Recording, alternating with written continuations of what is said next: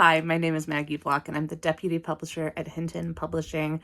Earlier this year, we had a really great time putting on a post-show discussion of Ryan Coogler's movie Sinners. We partnered with Majestic Bay Theaters, and they were an absolute dream venue to partner with. As you know, when you're putting on an event, things get a little hectic, things get a little wacky, and I forgot to hit record right at the beginning of our panel discussion. Luckily, Jesse Mercury, who is our incredible partner at Majestic Bay, pointed that out to me. So most of the conversation is recorded, but you're going to miss a couple of key things. First, the panel is made up of myself, Maggie Block. Next to me is Janet Giles. She is Hinton's social media associate. Next to her is NaKeesa Frazier-Jennings, who is a local writer and creator in Seattle. Next to her is Isabella Von Ghoul, who is a local horror content creator, commenter. She hosts film screenings, really someone you should be aware of, as well as Nisi Shawl, who is a local Afrofuturist legend. And we are halfway through answering the first question. So as soon as you stop seeing my face like this, folks are answering the question, what do the Remick-led vampires represent symbolically? Hope you enjoy.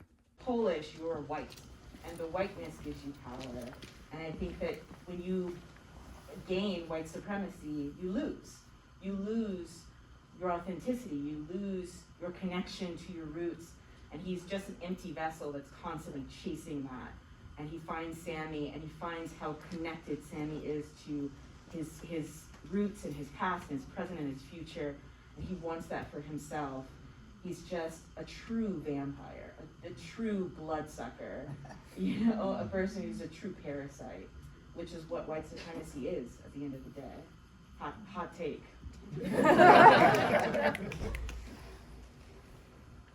Well, since you guys are using masks, I'm going to forego my cover here. I will say, thank you, Dan. I will say that I've only seen this movie once, and I saw it yesterday. And first of all, I am someone who's like, I've lived in Scotland. I know a bunch of Irish folk music, and I was singing right along with them. And we'll all know together to pull. I've sung that in many a bar. So I really identified with Remick.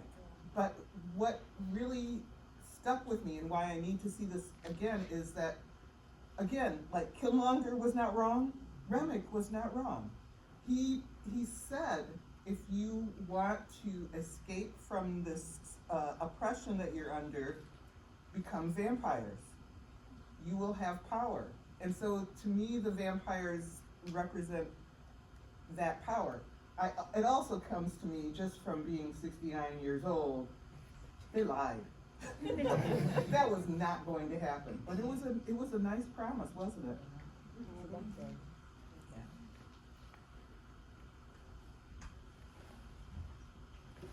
I just want to add, I find it really fascinating the way in which these vampires are presented, and just how white supremacy is sort of masked or hidden or manifests in different forms.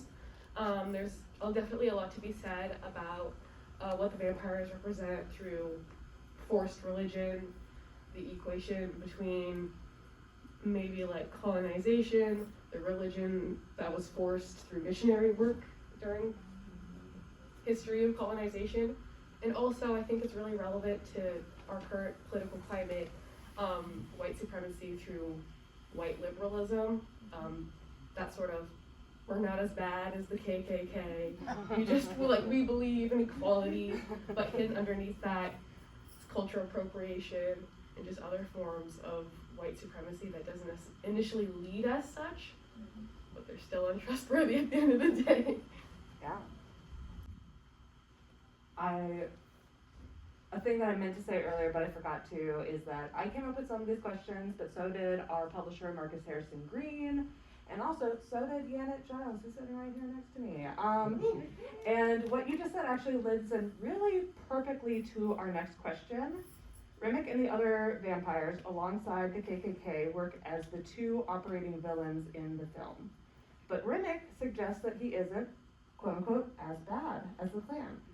What function does positioning fake evil, i.e. mythological creatures, such as vampires, next to the real historical evil of the KKK, serve in the film? What does the film suggest about levels of morality?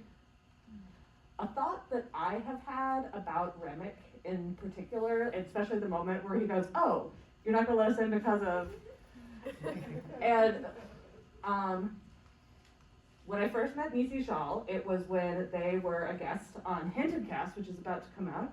People maybe want to follow that. And another author we interviewed was Nicola Griffith, who wrote Hild and Meanwood, which are both very good, and they're about the early Middle Ages. And here's the thing, like I knew the word that like whiteness was a construction, it was new, but if you go back and look at what it was like to be a European, like they had all these different words, and there was wheel, there was Picts, there was Anglos, and I was like, oh, are these all different ethnic groups, Nicola? And she was like, no, it's just that like back in the day, people who looked the same, who lived in the same basic geographic region, we came up with ways to divide ourselves and think of ourselves as different. So when Remick does that, part of me is like, oh, in his mind, you know, the people who came and colonized his land and took his land from his father, they looked just like him. And so this idea of racism and like hating other people because of pigmentation is new to this ancient vampire. That's my theory. I don't know if it's true. I'm gonna pass the microphone. I included this question because I saw a TikTok where this TikTok creator made this fascinating comment about using sort of like a magical realism thing, like a vampire, positioning it next to a real life evil that is like racism and the Klan as they historically existed. And it kind of, she was talking about how that kind of confronts the white viewer. And you guys can shout out how you make, like for the white people in the room, you guys can tell me how that sort of made you feel. Does it make you feel evil? No, I'm just kidding. But it was really fascinating because it kind of makes you, like that dichotomy kind of just makes you, in a way it's self-reflective, and I think it's self-reflective for us all. But that's just something to let you guys ruminate on.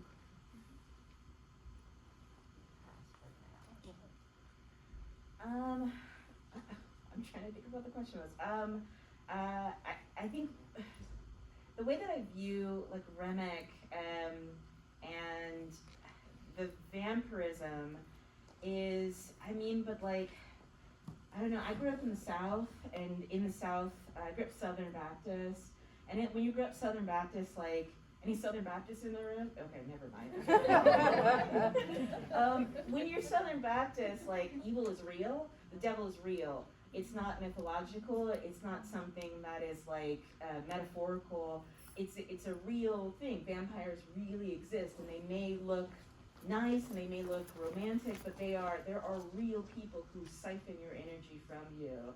And when I see Remick and when I see vampirism, especially the way that Remick puts up, like, one of my favorite parts in the movie, where they're like, "Your Klan?" And he's like, "Sir, the Klan? I would never." Right? But also, I'm going to murder everybody in the room. But also, I'm not the Klan. And it's this way of, like, for me, I see the vampires, but I see vampirism, I see the vampires in the same sort of way that I see the Klan, the way that I see the police, the way that I see institutions of violence, the way that I see the American government, the way that I see ICE agents. Like, they're all representations of evil to me, of proof that the devil is real, that evil is real, is that vampires do exist. They just come in different forms. Sometimes vampires come in the form of ICE agents storming into buildings and dragging mothers away from their children. Sometimes the vampires come in the form of your racist boss who's gaslighting you into believing that they're actually super cool with black people because they took a trip to Ghana once. And understand the plight because they read White Fragility that one time. it's all like a manifestation of real evil that exists in the world. And so I just think that like the idea that Remick sees himself, and I think that white supremacy tricks you into believing that there's levels to it. There's in order to be a racist, you have to have a Ku Klux Klan outfit in your home in order to be a card-carrying racist, or you have to have hate in your heart to be a racist. We grew up in a racist society. Racism is ingrained in the blood of America. It is not something that you can just say, oh, I got the racism bone taken out of me when I was 13, I got that surgery, insurance covered it. But like this idea that like you can divorce yourself, none of us, we're all sinners, we're all guilty, we're all in this racist society, and it's up to individuals to make the choice about whether or not they want to separate themselves from it or not, or even to ask ourselves if we can separate ourselves from it. But that's an illusion. It's a trick. It's not about the levels of evil. It's about evil itself. What is the nature of evil itself? And so, I'm sorry, I went off on a whole tangent. Was that? That was great. Okay. Perfect. You ate. So, well, I just want to say that when I think about Remick's relationship to the vampires, I think of it from the perspective of the Conjure Woman. What's her name? Anna? Annie. Annie, yeah. Because she was, she knew what they were. She knew that she did not want to have any part of it. But she could not stop them from doing what they were going to do. And it's the same way that she was with the Klan, it's like, I can evade you, I can disguise myself, but I can't stop you from being the Klan, and I couldn't stop them from being the vampires. I can stop myself from becoming one, and that's what she did. And that's pretty much the position with the Klan as well, I think. She's not buying into that mythology. She's doing her own thing, but they're on equal footing as far as she's concerned in her treatment of them.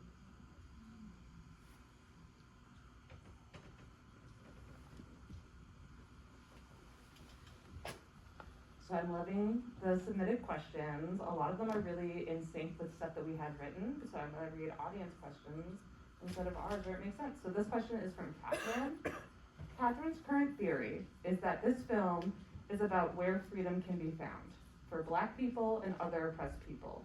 Catherine would like to ask the panelists, even if you don't agree with that theory, could you comment on where you see different characters in the film finding freedom? So as we see in the film, obviously the juke joint represents this space of freedom for the Black people who are having a good time there, and then there's the vampires that intrude, and their version of freedom is this like afterlife, this immortality, and then you kind of see that be imposed on the folks that are still living, especially through Mary, who we saw get particularly upset when they killed Annie, because following her character's motivations, her being with Stack, with like her close family friends, with Annie, like that was her ultimate dream. That's something that she wasn't afforded in her real life, being a white passing woman, and there's like that split society thing. But all terrible things aside, by the end of the film, I think you kind of see everyone end up with what their version of freedom looks like for them. Mary does unfortunately get killed, and is turned into a vampire, but like so does Stack, and we see her with him in the 90s, like 60 years later, still happily in love. Even if Annie's gone, ultimately her love for Stack is something that she wanted to express. I do think there is still something that can be said there about the fact that their love is kind of condemned to after hours, to the night, in the same way that their interracial relationship wasn't accepted during the 1930s Jim Crow era.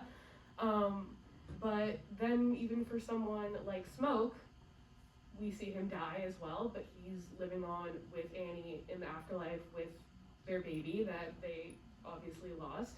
And then we see someone like Sammy, who goes on and he continues to play his music, despite the fact that he literally came home and his father used his like injuries as an example for like why you shouldn't follow the devil. But even with Smoke's threat, giving up his music wasn't something that he was willing to negotiate about, and so in the end, you know, he's free too. This is my favorite question that I saw on the list because I saw so many different examples of freedom in the movie for, I think, all of the different characters. So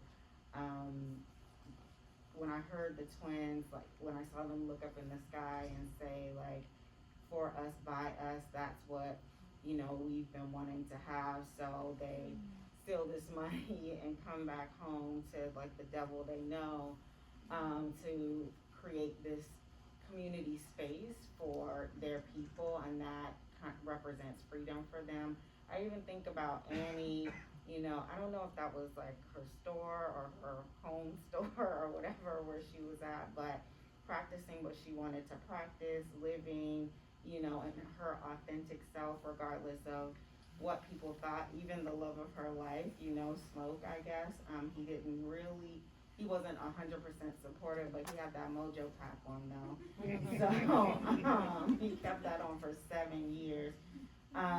So even when they were, you know, they had like their intimate moment in that space, that was like a time of freedom for them. And obviously like in the juke joint, when people had those few hours of freedom without white gaze, without oppression, without having to, you know, deal with like racism in that space and just be free together. And obviously Sammy, I really resonate with the Sammy character because I too left my hometown and 3,000 miles away from Seattle to live here, to kind of carve out my own path, and leaving a very, very fundamental Christian household, and was told, you know, that only sinners do certain things. So Sammy just refused to give up what he thought and really felt that he was born to do, which was play music and sing music regardless of what he lost or had to leave behind. And I think he, you know, really was able to have ultimate freedom in doing that. I could go on and on about this question, but I'll stop there. Yeah, when I think about freedom, I think about like Nina Simone quote, which is, "What is freedom to me? Freedom is no fear." And I don't know, I feel like I have like a almost pessimistic view of the ending of the movie. I feel like there was only that one night when Sammy and Stack are talking about like, when you think about that, wasn't it kind of the greatest day that we've ever had? And it feels like Stack has never had a day like that. No one's ever had a day like that since. That they're constantly like, Stack is sort of replaced Remick in chasing that same high, the same feeling of like, I would love to be connected. Like what Stack says at the end of the movie where he's like, this new electric shit sounds awful. Like, I hate this. Like, I want to hear the real stuff. He wants to go back to the real thing. Just like Remick was sort of chasing his ancestry and wanting to hear his real stuff, you know. I feel like they're stuck in a purgatory. They can't connect ever to their roots ever again, and they're always chasing the freedom that they experienced just in those few hours where they were uninhibited by white gaze. They had no fear of being who they were. They had no fear of practicing their love and their religion exactly how they want to, and they're just stuck in that moment, and they'll never be able to get it back ever again. Yeah. So I had breakfast this morning with Gabriel Teodros. And he and I were talking about music. I think that the people in this film experienced freedom in music. And I'm not just the people, the vampires. Remember when they were like, all of them were like in this big circle and singing and dancing? Yeah. That was where they found their freedom. And my proof of this, if you will, is when the singing started, there were people from the past and people from the future who were present. You could see there was like Bootsy Collins there, you know, I mean, am I right? Yeah, they were there. My disappointment in Ryan Coogler is that he did not go past this moment. He did not include musicians from our future, which of course I, as a science fiction writer, would be doing that, right? But that was the freedom. That was the distillation of what you're talking about, because everybody had the moves, the grooves. They were in. Burn the house down. Yeah, they did burn the house down. Yes, they did.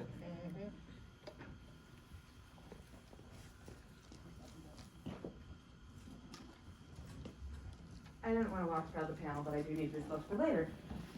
Okay, my next question. What story does the Smokestacks twins return to Mississippi tell about their own lives?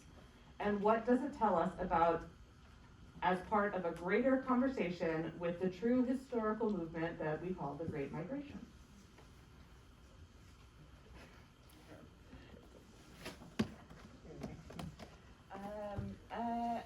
My family, we were part of the Great Migration. Half my family moved up north to Pittsburgh, and the other half stayed where we were.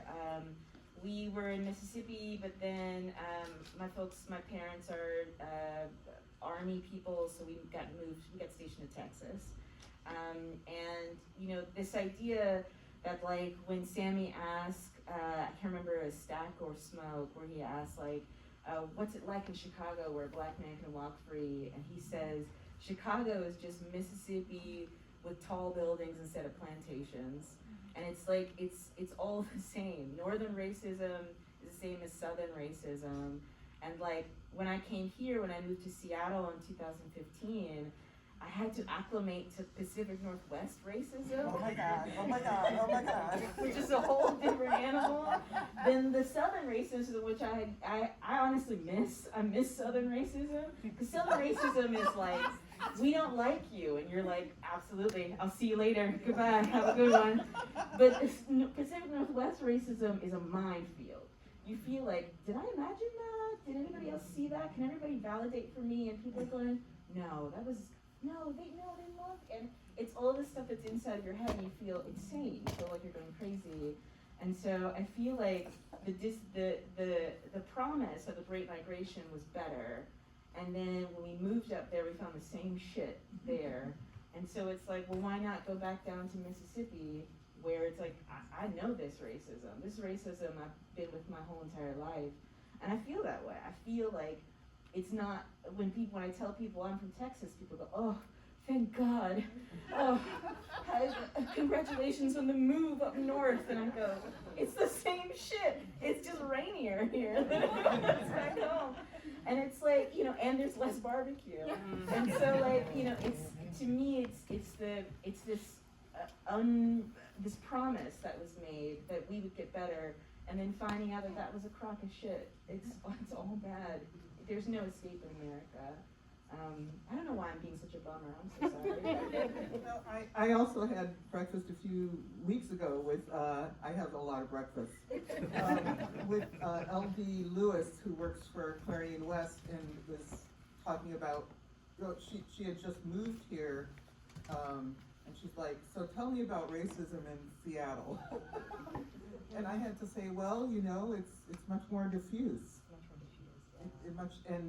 I think that part of that is due to the fact that it is shared among many different peoples, non-white peoples.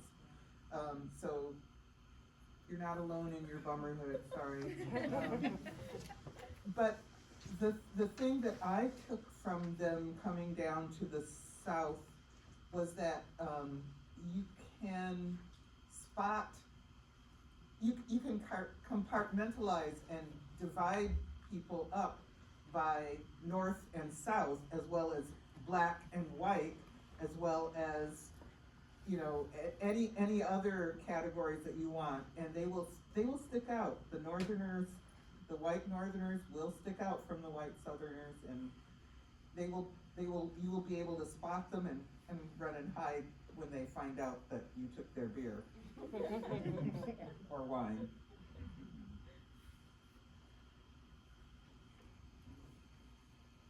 I think that, you know, having been someone, like I said, who moved away from my hometown, I've been in Seattle for over 25 years now, and something that kind of resonated with me about, I think it was smoke in particular, like really having an issue with like plantation money and like money that wasn't something that you could use as currency like throughout the country.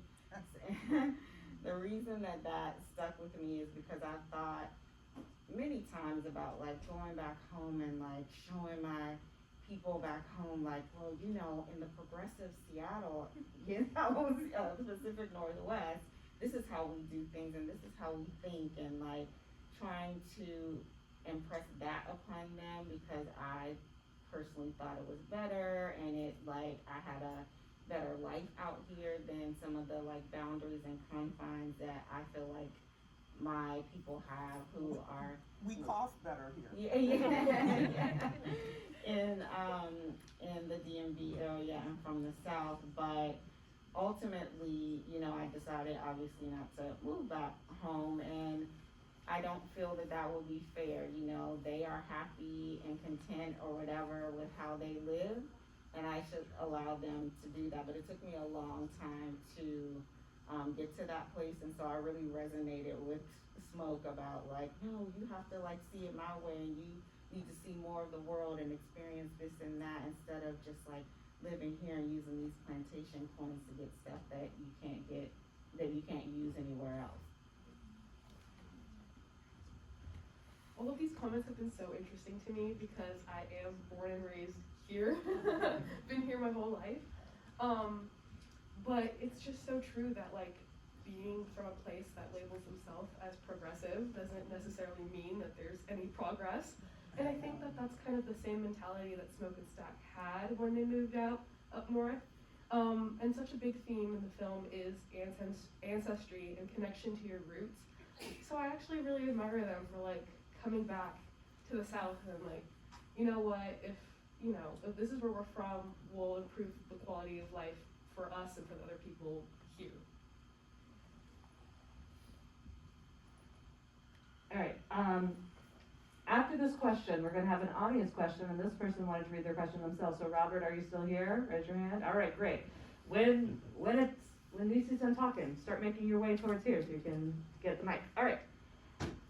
Where do we see pleasure and connection as acts of resistance in the film? And what does that teach us about the power of aliveness under oppression?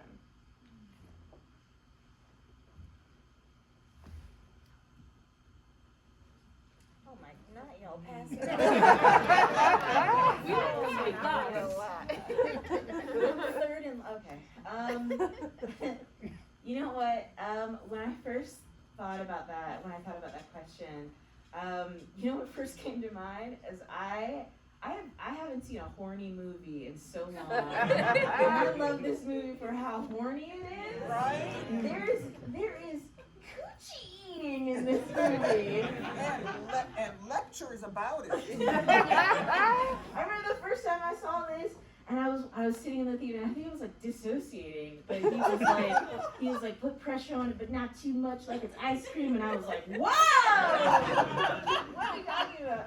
And like, I love it. Because it's like, we've been living in a media landscape that's been very sanitized. Like, there's this really great essay that I read a couple years ago. It was like, everybody's sexy, but nobody is horny or something like that. It's a fantastic essay about our, like, sexless society that we're in right now. And like, you know, like, we need to be horny. Like, it's a human reality. We are sexual creatures, not all of us, but you know, for a lot of people, they're sexual creatures.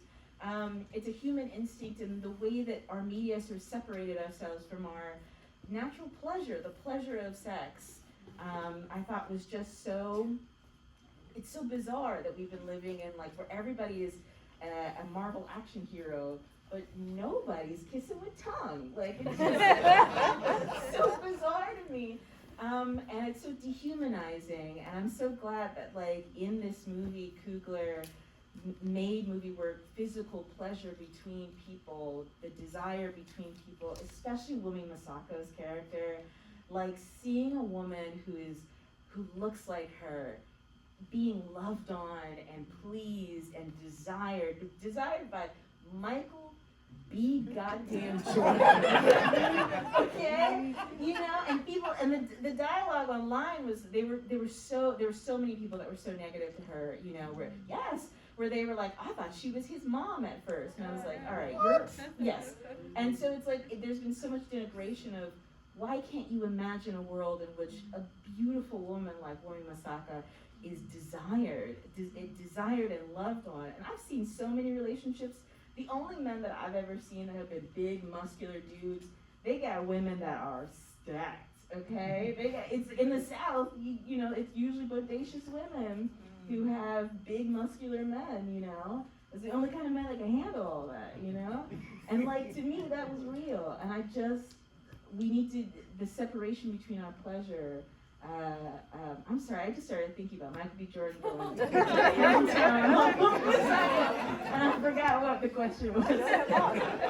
Yeah, I'm right there with you, because I was thinking about, that scene at her house where he's like licking on her ear and stuff. It's like, yes, that is actually where I saw the most pleasure and the most resistance, because she could have just been succumbing to the death of their child, right? Let's be real, she could have just, withered away, but she was alive and she was enjoying it. Yeah, exactly. So that for me, you guys have to answer too, right? Oh, I Is it all going to be about sex? No, because I already talked about that in one of my earlier answers. So I saw connection and aliveness as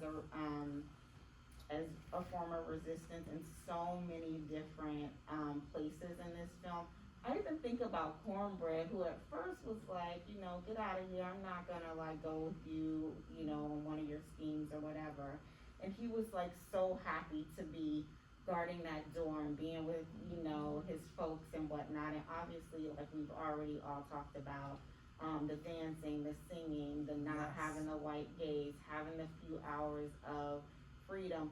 Even for me, because I'm from DC, and back in the day we like to dress, and so even getting dressed up, to come to this place and look good and feel good and have a drink or whatever. But I just loved how, and that one scene kind of at the end where they show them getting the meal ready during the day, and everybody's like smiling and everybody's connected and they're working together for this common, goal. That right there is just, to me, like really coming together, connected together as an act of resistance. For me, I kind of paid particular attention to the way that people indulge in things that pleasure them in the face of, I guess, what would be considered morally correct. To touch back onto sexuality briefly before I go to other things, I love the way in which a lot of this intimacy was kind of done with disregard to previously standing relationships. What is that one saying? Never let your husband stop you from being with your soulmate. The way that both Sammy and both Stack had these women who were married, but they were like, and I don't care about what that man thinks or what he has to say, I want you and I'm just going to do that. And then following in with that sort of same sentiment, Slim is a raging alcoholic, but no one ever tells him to put down the bottle. They just let him enjoy that. They just let him have it. Smoke and Stack were out here hustling, but no one ever condemns them for being greedy, which is, I think, the first thing that some people would think when they see two black men trying to get as much money as they want. And then there's Sammy, who literally does not put down that guitar, even though it almost kills him. As he should, though. As he should. So I just kind of love the fact that these, vices, things that we do that we know is wrong, but it's just like so pleasurable that you can't stop. Like, thank God this wasn't in a movie made in 2025, otherwise everyone would have vape, I'm sure of it. But yeah, just like pleasure despite it being a vice, despite it being looked at as wrong. The movie doesn't tell you it's wrong at all. Do you have the question? Because I can't see it. I can freeform it. You know, I can pull it up. So my major question, my interest is the comparison of Christianity versus African influenced spiritual traditions, and kind of how you see those functioning in the movie as serving needs of the community. I'm particularly interested in the idea of magic versus religion, but I don't think that represents necessarily like a tradition serving the community, those sort of names and classifications. Should I just walk in? This was actually something that I was thinking about when you're on the negotiations of freedom question. But we see that moment where Remick is like reciting the Lord's Prayer with Sammy, and he's talking about how that was forced on him, like historically Britain and their occupation of Ireland and whatnot, and how those words still bring him comfort. And like, we kind of look at that, and I think in a negative sense, because we know that what the vampires are doing is wrong, but I don't actually think that the movie is entirely trying to make this statement about religion or the belief system being something, I guess, that's like bad or imposed. I think that part of like the comfort and freedom for a lot of these characters is their tradition, and it is their belief system. It's Annie's knowledge that is what saves all of their ass. Well, keeps them safe for a while. I mean, they do all die, but she's the one that clocked it immediately. Yeah, exactly. And it's like these traditional African like beliefs and traditions is a comfort for a lot of these characters, and these belief systems are something that these people can fall like back onto as like a means of navigating this like world and the society that they're kind of forced to move through.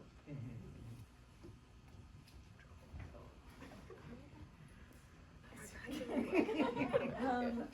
thought it was wild because I think the relationship between Black people and the church is coming more and more into the zeitgeist. We're having more complicated conversations about Blackness in the church.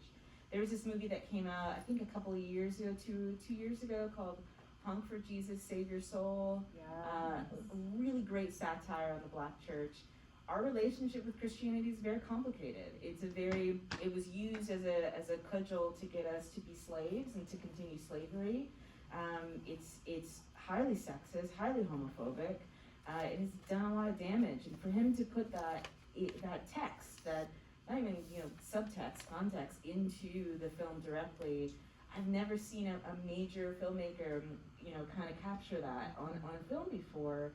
But I'm from a particular brand of Southern Baptists of like miracle performances. So like if you've ever seen people like drink poison and be saved from the devil, or ring shouts, or like when the Holy Ghost comes down and makes you start speaking in tongues, and you can when the pastor slaps a person out of their wheelchair and stuff like that to perform miracles.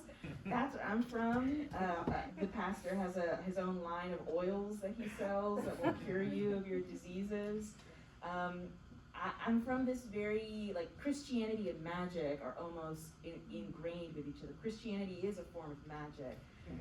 Saying the Lord's Prayer or Psalms, the book of Psalms is used as like a book of spells. If you're sick, there's a Psalms prayer for that. If you need safe travels, there's a Psalms prayer for that. If you need good luck, if you're doing a court case and you need some good mojo for that court case, there's a prayer for you that we can put our hands on you so that even though you did rob those people, we're going to put our prayer hands on you so that you can get a good sentence, you'll be back home for Christmas. And so to see that in a movie, I'd never seen that before. I've never seen the way that Christianity and magic, the way that Black people took Christianity, took this violent cudgel and used it in order to get ourselves through some of the darkest, most horrific times and then imbued our African ancestry and belief into that, to build something that was useful to us. I think it's incredible, and I've seen some of the conversation. I'm also a TikTok girly. I've seen some of the conversation where people have been like, I won't see Sinners because it has magic, it has dark magic in it, and things like that. And it's to me, the way that white supremacy has convinced us that our own magic is evil, or our own magic is inherently bad, is like one of the most devastating effects of white supremacy to me, to separate ourselves from our own internal magic. So as a several decades long practitioner of a traditional African religion, I was really impressed. I was really impressed that the sole religious activity of the vampires was reciting the Lord's Prayer. That, to me, that just blew me away. But I really have to underline what you're saying, because in my practice, you'll be burning a certain candle and you'll say, Psalm X 9 times or whatever. So the magic has been Christianized and the Christianity has been magicalized or whatever. You got peanut butter on my chocolate and chocolate on my peanut butter. And they're blurring together, and I think that has to do with the fact that people realize that it's not just magic, and that magic can be used as a derogatory term for a philosophy, an attitude, a cosmology, a religion.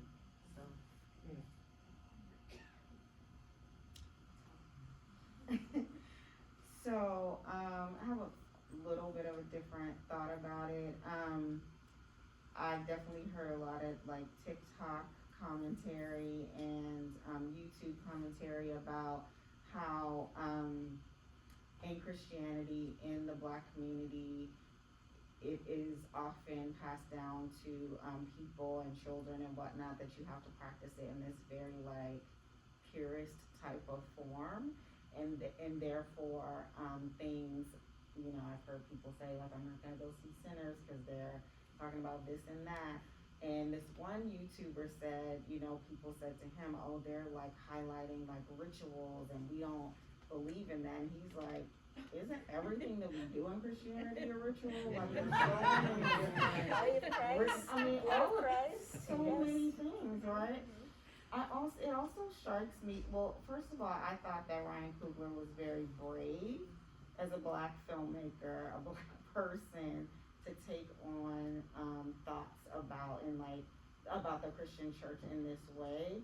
Also, this is my third time seeing the movie today, and it was the first time I really, because I think I was just like startled the first 2 times and didn't really like pick up on it, that in the beginning scene when Sammy walks back into the church and his father says, come son, he has the red eyes, like the devil or whatever, the vampire, right. And it's like, oh, right, so is he actually evil? Is he actually considered a sinner, which is something that he condemns other people for being, because they want to dance and sweat on each other and they like blues music. So an anonymous person submitted a question, and this film is the first time that this anonymous person has ever seen a Klansperson killed in a movie. What are your initial thoughts about that? You guys, you don't understand. I almost stood up in the theater and started screaming and hollering the first time that I saw this. There was a brief moment where when Smoke is standing there after he's gotten shot, it's like the one last Klansman left, and he's like unloading the clip. I was like, oh my god, like the Klansman's gonna pull out a gun last minute, he's gonna kill Smoke, it's gonna be this trope we've seen a million times where the Black character still dies without justice. But when I tell you, the reaction I had when he reloaded the clip and then unloaded the entire thing on him, like, honestly, Ryan Coogler just did that, like, for, like, if you want to talk about pleasure, like, Ryan Coogler did that for us. Like, he was like, I'm going to include this moment because I know that's, like, the relief that you guys all want to see so badly. Yeah, that was honestly one of my favorite moments of the movie. Like, when have you ever seen that? When have you ever seen that in a movie? I don't know that I wanted to stand up and clap, but I did have an equally as strong reaction as you did. What really struck me in that scene was that I think we've seen the situation where a white supremacist or a Klans member or someone in a film just clutches on to hate till the very end. So he did, spew out nasty words to Smoke, even as he was like wounded and most likely dying, and just how like mentally ill that is, but we often do not see the Black person or Black people be able to be vindicated or kill the person. They usually somehow survive. But Ryan Coogler wanted to make sure that we had no doubt that that last Klans person was going to be dead. I'm trying to think of other movies with dead Klansmen. I feel like there's Django Unchained. I'm pretty sure the Klansmen die in that movie. There's this movie called Black Klansman. I'm pretty sure they die at the end of that movie. The thing about this movie is so Black, and it's just like, to me, the end of that was like, it felt almost like Quentin Tarantino, to, like scenes where it's just like, do you want to see a bunch of Klansmen get blown up for 10 minutes? And I'm like, hell yeah. Like, maybe it has to do with the plot, maybe it's just fun. Maybe it's just a good time. Like, it doesn't have to be part of the larger, deeper narrative. We don't have to do think pieces on what does that mean. It feels really good to see it. And it's not like Coogler is saying that like once the Klan all dies, it's white supremacy is defeated, racism is over. He's just like, doesn't it feel good that these particular Klansmen are not going to be able to terrorize this one Black community? There's one Black community in Mississippi in 1932 that will not be terrorized by this one group of people. And like, honestly, as Black folks, like, that's all we can really ask for, is like, is it just we can't defeat racism. It's too ingrained in our society. It's passed down. It's something that's just, it's insidious. But if I want to see 30 Klansmen get blown to smithereens, I do sleep easier at night. Also the part where he threw the grenade, I was sweating. I was so in love with that man. Wait, and I'm trying to think of what other, there's another movie where Klansmen get killed, and I'm trying to think of it. I had it in my brain. Black Klansman, Django Unchained, there's something else. I'll think of it and blurt it out. No, I already said what I was going to say. I just want to add really quickly, there was an element of shock because I feel like we are in this like era of censorship.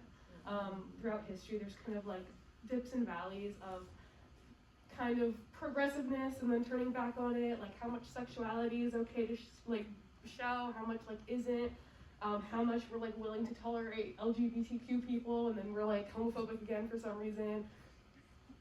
But I don't know, I just feel like I was like, wow, I can't believe they greenlighted this. I don't know if you guys like saw, but Trump put like 100% tariffs on films like being produced outside of the US. So it almost makes me question like how involved is he about to get in the film industry, in an industry that's already hiring actors based off of Instagram followers. And it's just incredible to see someone like Ryan Coogler, who's like established himself enough in the industry that he has this freedom to make this production and do it exactly how he wants it to be done. But like, could this film have even been made 5 years from now from a smaller filmmaker? Like, I almost feel like maybe it couldn't have. Green Room. If you want to see a bunch of neo-Nazis. Yes, killing, Green Room. So many Nazis died. Yes, yes, yes. It's great. I mean, also, just to talk about Ryan Coogler just a little bit, this is the first movie of his where there's not a good white person, right? Like, even in Fruitvale Station, there's that lady who needs to buy fish, and she's sad at the end.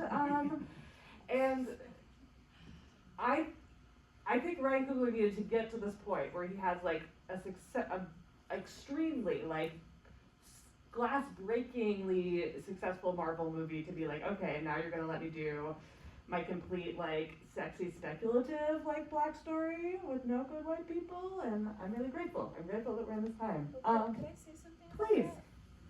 And it has to be a Marvel movie. Like, you can only have a successful Marvel movie. I kind of push back on that a little bit because I don't think that Coogler ever does like good or bad. Like he's not really like a binary sort of a character. And I think about Mary. Mary is this white passing person, as my grandmother probably would have called her, an octoroon, because my grandmother was an octoroon. And so like this idea of like whiteness. I had a great aunt who was just like Mary. She was white passing, and she left our family and she never came back. She changed her name. She moved. We haven't heard from her. We don't know if she's has children or anything like that. I need to talk to you after that. Yeah. Yeah, and I don't blame her. I'm not mad at her. Nobody in the family was mad at her because of the fact that she changed her name. She lives as a white person. I think all the time about her kids doing a 23andMe and finding out that they're actually black, which I think is the story of a lot of white people who do those tests. But I don't blame her. They lived in Mississippi, in one of the worst parts of Mississippi, and she had fine hair and light eyes and light skin, and I'm not mad at her. It doesn't, Mary's character, I think a lot of people come down really hard on Mary and really hard on Grace too. And I don't think that either of those women are bad. I think that they make the choices that they feel they have in the society that they're living in, which gives them limited options. Yeah. I was just gonna say my grandfather passed for white, and I think that actually, for the black community at least, and maybe others, that the basic stories of vampires are passing stories. That vampires are passing as humans, and my grandfather was passing as white. So.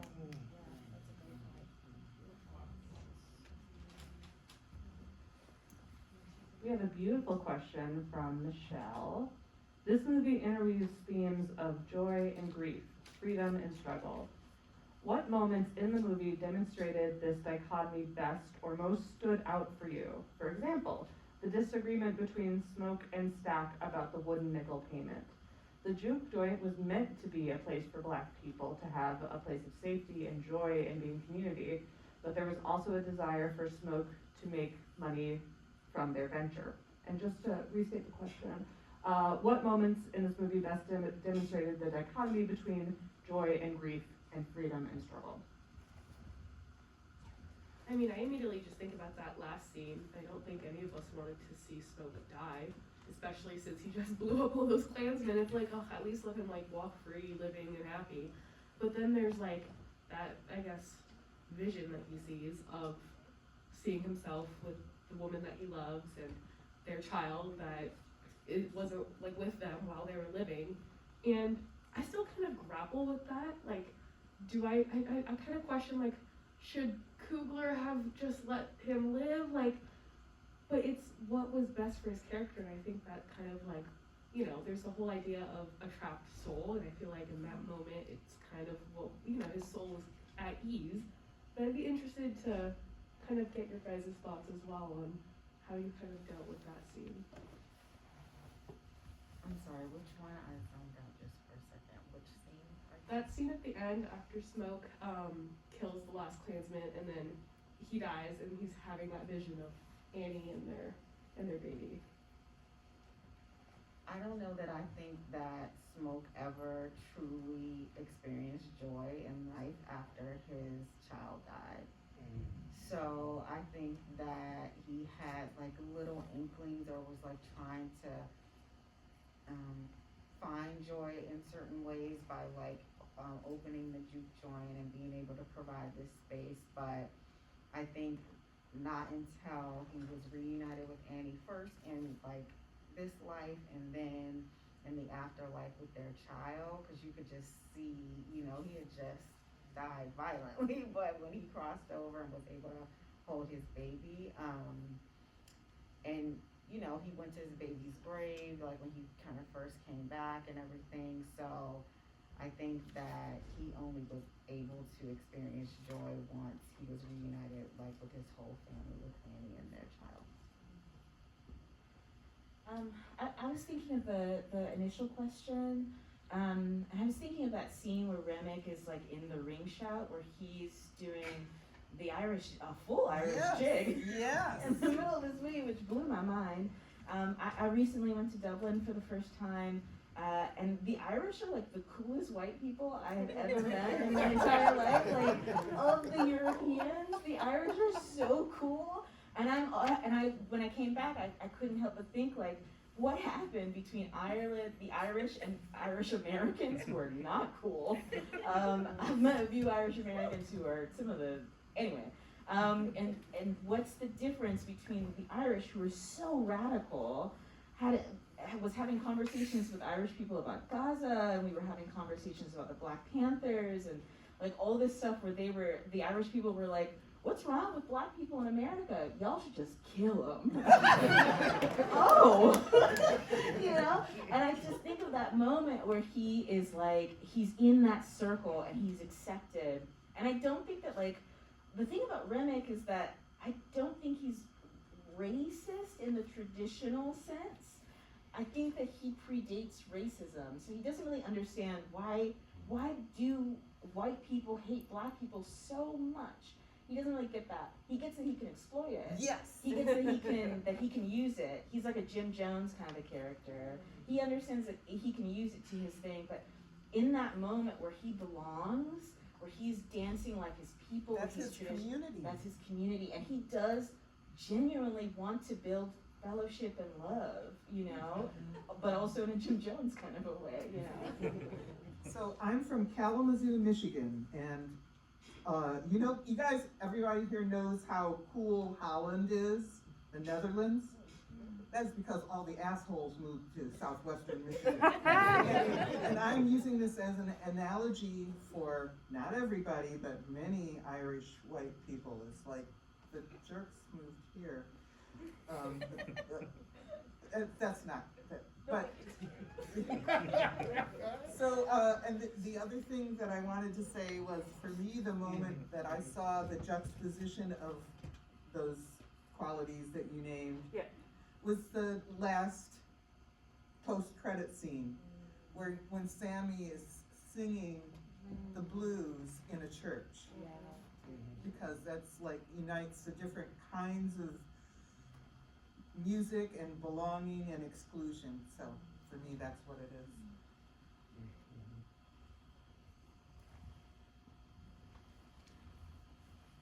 I'm just gonna say very briefly, I'm actually not Irish, I'm Scottish. But like, the reason that Irish Americans suck, you know, not to throw another ethnic group under the bus, is that, you know, there's a book, How Irish Became White, and I actually got this info from my friend Scout, who I won't point to anymore. But the way that Irish people became white was because they started becoming very racist, and started becoming very specifically anti-Black racist. So like, you are responding to a real thing, and it's how they assimilated in a violent way. I loved that there was someone who was like, please ask one of the questions that are written down, and this is from my good friend Marcus Harrison Green. In your opinion, is the film successful in offering a critique of institutional power, or does it risk reproducing the spectacle of trauma? How do we tell stories that expose harm without turning it into entertainment? You kill the Klansman at the end. Yes! You kill the Klansman at the end. Yes, yes. Okay, I love that. Well, didn't give me time to choose another question. Oh, the last question is the last question. Okay. Don't worry, I saved that. So a question that I think at least two of you would be able to answer is there's a question like, why can't the vampires just come in without an invitation? And I know there's two horror girlies who can talk a little bit about the history of vampires on this panel. What am I about to do? That wasn't me, but I just want to say very quickly, like, there is the thought that I had, like, okay, why did Ryan Coogler choose vampirism out of all mythological creatures that he could have put this messaging through? But I think that the whole, like, conversation that we've been having this entire evening about how people have to take white supremacy and utilize that in order to, like, benefit is the entire reason why I have to invite them in. Like, that's the sort of, like, symbolic, like, okay, this is me, like, using that, letting you in, and then it's kind of taking over now.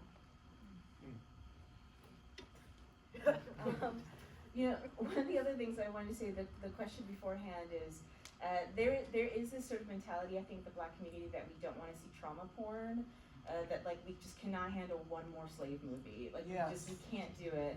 And I think that's because so much of our culture has been flattened to movies about struggle, but without movies where it doesn't have our joy and our resilience and our fight, and it doesn't have any of those other parts of it. It only has, like, the two parts of Black history are like slavery, and then, you know, magic Martin Luther King Jr. comes down, he lays hands on all the white people, he heals racism, and then Barack Obama. And those are the points of, like, Black history, if you look at media, you know? And I feel like this movie was not like that whatsoever. This movie, you know, and of course I was afraid of, like, oh my God, Clarksdale, Mississippi, 1932? Oh no. But it shows all the aspects of Blackness, all the aspects of being Black. Being Black is fucking wonderful. Like, I can't understate it. It is a beautiful thing.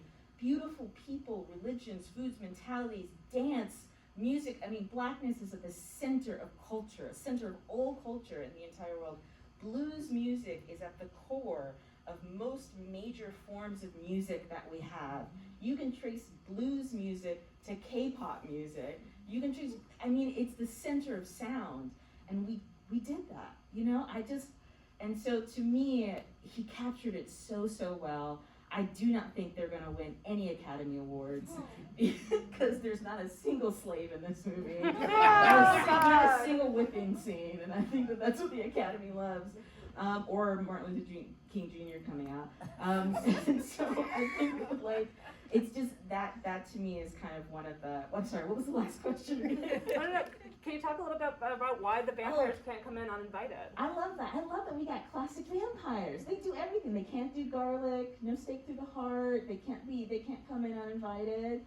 They weren't sparkly. Like, we didn't get, you don't have to do any of that. So we're getting classic vampires again, which I love. And I think part of it is because it allows structurally in the story for them to understand what they have to do, that there doesn't have to be, you know, like an expository moment where they're like, okay, let me explain to you what the rules are. It's just like, you know this, garlic, stake through the heart, sunlight, you know the rules. But then also it's like, they can't come in unless you ask them to. It can't come in unless you allow it to. Like evil, it's a two-way street. It's not fully corrupting. It's not fully something that, like, grabs hold of you. There also has to be, you also have to allow that evil to come in. There has to be something in you that's open to it as well. You're part of it as well. So a couple things. I think that it's the equivalent of how someone who's running a scam on you, a financial scam on you, they need your greed to hook you, basically. But I actually am not a fan of the classic vampires. I am a fan of, like, the super predator, the natural ones, like in Fledgling. And that's what I was talking about with my niece, who I saw the film with yesterday. Is like, yeah, but you should check out this other kind of, like, top predator vampire that Octavia Butler was writing about, because that also, I agree that it skips over the exposition if you have the classic vampires, but I also like the Top Predator one.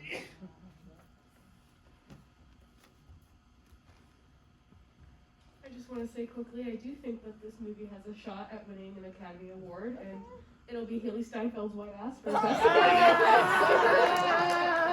No, but in all seriousness, in a time where Beyonce's Cowboy Carter just won Album of the Year for doing essentially the same kind of work as relating to like culture and reclamation of history and music, I actually think that this has a really good shot. I mean, the cultural moment that Beyonce's album is having and the cultural moment that this movie is having, I mean, we just had a full house for a movie that some of you guys have seen for the third time now. Like, I think there's power in that. I think it has a real shot. I love your optimism. I think that the Academy is full They're a power. scam. I hate them, but. All right, so I'm going to ask one last question, but before I do that, I'm just going to remind you one more time that we have books to sell. If you appreciated the legend at the other end of this line for me, we've got Everfair, which is reimagining what colonial Africa could be like if there was a coalition of people and they had air canoes and magic. You will love it. It's one of my favorites. Also, if you read that one and you're like, oh, I didn't know there was a second book, it's called Kinning. It's incredible. There are mushrooms. I'm not going to explain any more than that. There also is Nisi's new book, Making Amends. You can get all of those right here with me. And also, unfortunately, none of our authors were able to be here tonight, but this event was put on by Hinton Publishing. And if you are interested in thinking more about like, what is racism like in Seattle, may I highly recommend Still True by Reagan E.J. Jackson. It is incredible. It'll make you think all of the thoughts.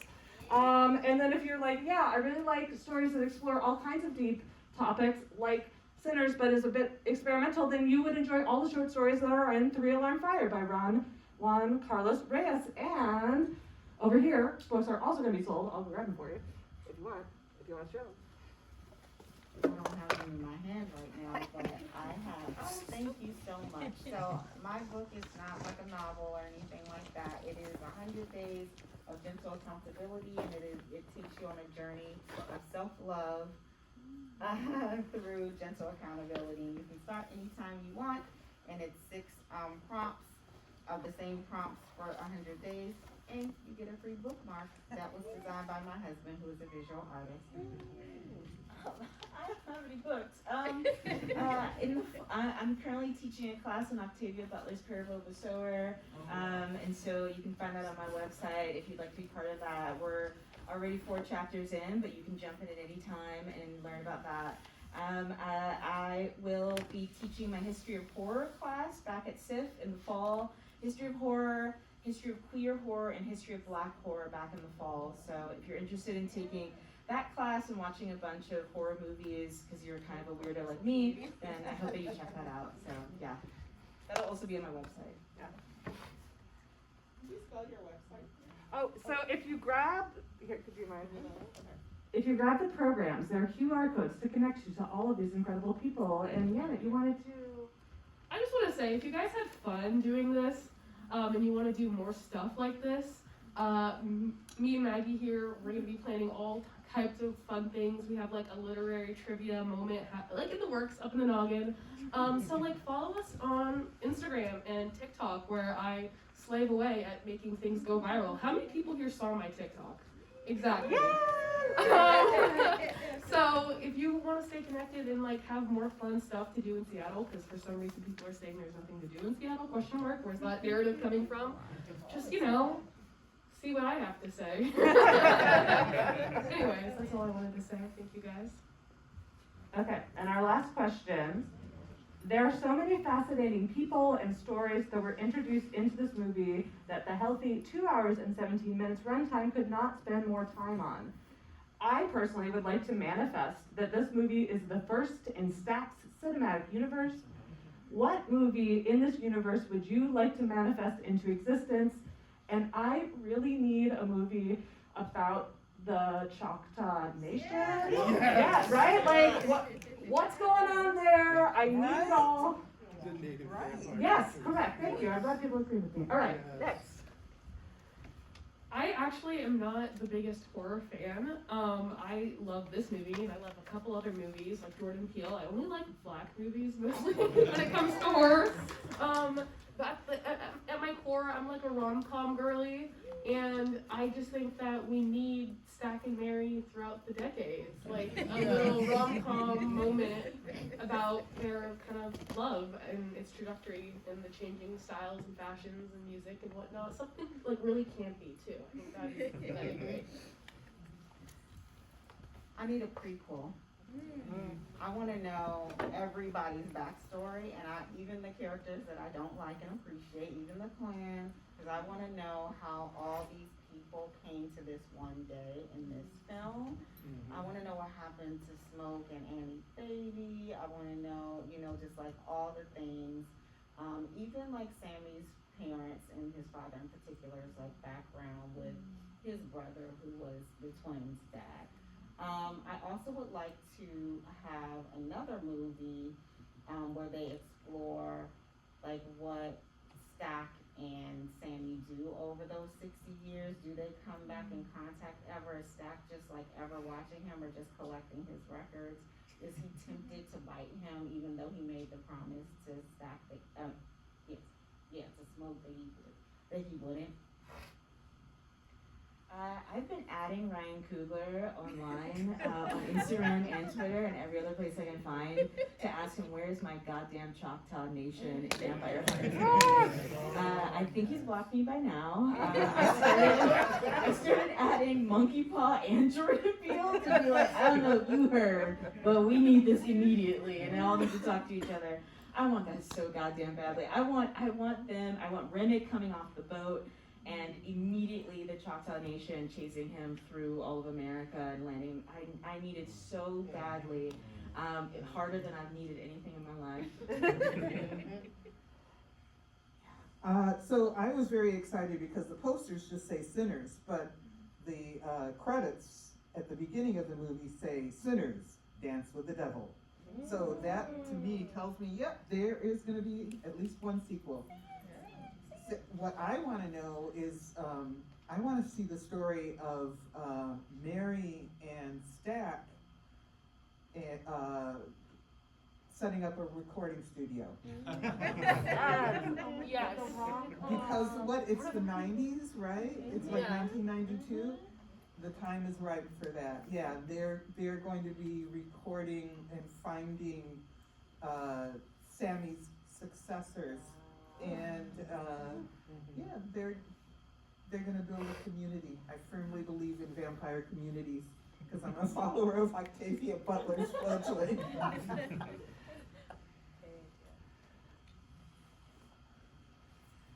I just want to say a huge thank you to Jesse and to everyone here at the Majestic Bay Theater.